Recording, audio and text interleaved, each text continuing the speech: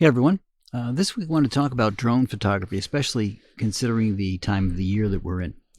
Now, as I record this podcast, we're looking at having a winter storm come through. And that plus the incredible cold last night, we got to 11 degrees below zero, leads me to want to put out a podcast here about how you deal with drones this time of year. Now, first of all, the first thing to remember here is batteries will discharge faster in the cold.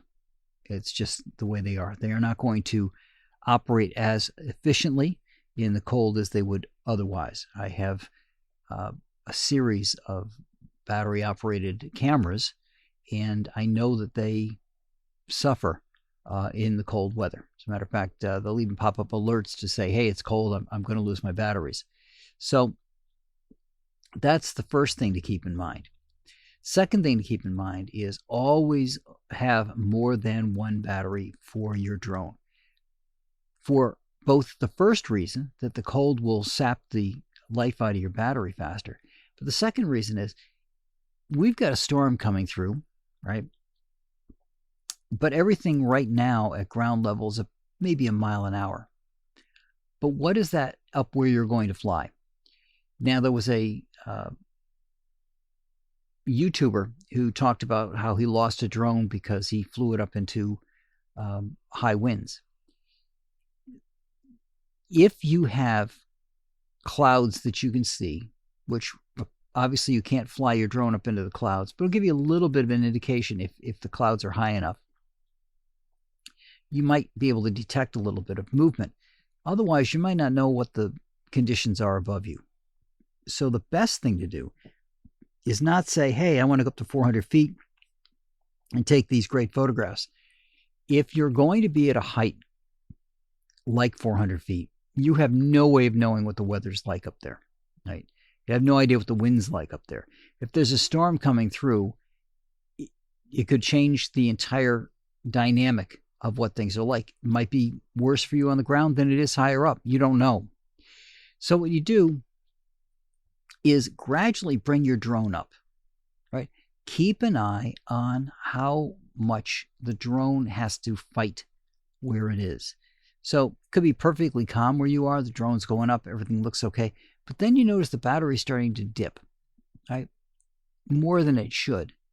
And you watch your drone, which you should be doing anyway, and you notice that it's stabilizing itself. Well, at that point, you know that the wind is higher where that drone currently is. Now, going up a little higher, you might get out of it, right? It might be a band of inversion going through there that's causing the wind where it is right now. Then again, it might get worse as you go up, where the turbulence you're seeing now is caused by turbulence higher up that's just kind of pulling this along below it. But by having two sets of batteries, you can do these tests and see what the weather's like. And if everything's good, you're all set. If it isn't, but you still want to shoot, you can bring the drone down and swap it with another battery, knowing what the height is that you can fly at. So you go up to 100 feet, everything's cool. You go up to 200 feet, it's starting to get a little buffeted. You go up to 300, no, you're in a bad spot. And I wouldn't go 100 feet at a time, personally.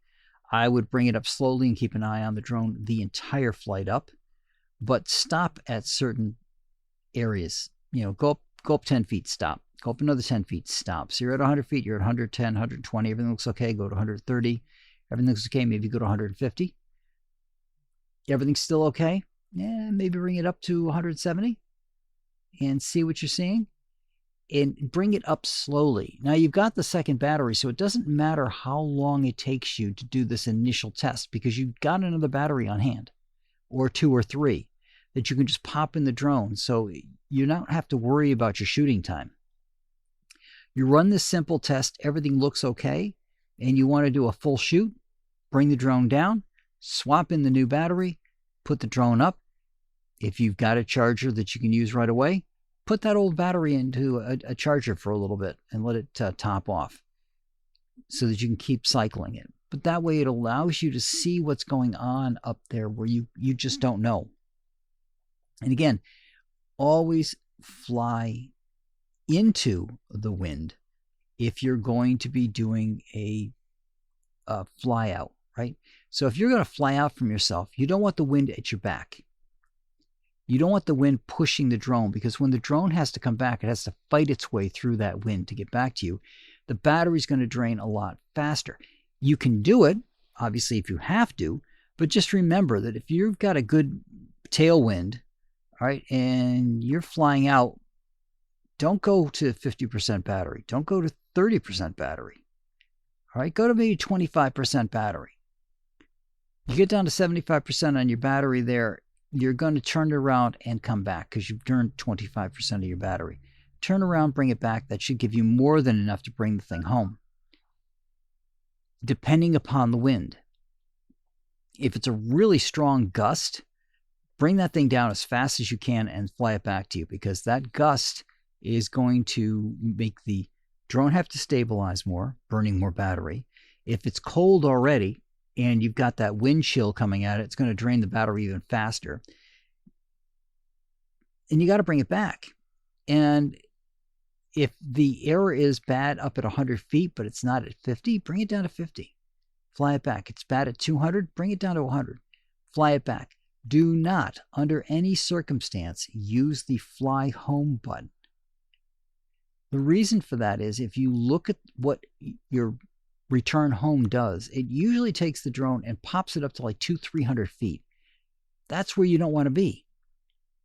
As soon as you hit that fly home button, which could be a pain to try to cancel, it's going to fly up into that danger zone of air and then try to fly home to you. Not a good situation. So when you're flying, especially if it looks like there's any kind of storms in the area, remember that the air that's around you is not like the air above you.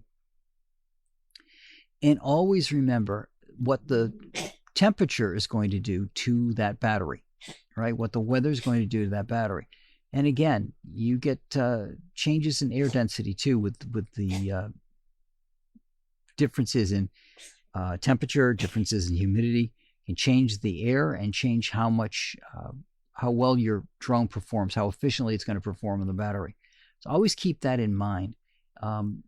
So you want to fly kind of like a little test, right? Just to make sure that everything's going to go the way you want it to before you put the drone up.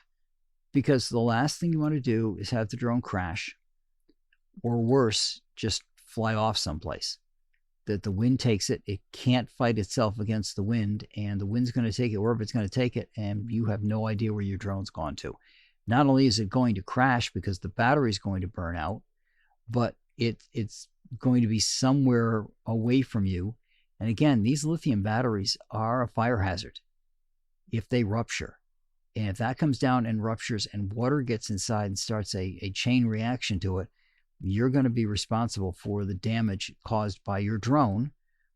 So it's better off in all circumstances. You don't cause any damage. You don't lose your drone. You don't have to have your insurance company pay for this stuff. If you make sure that you just run a little test flight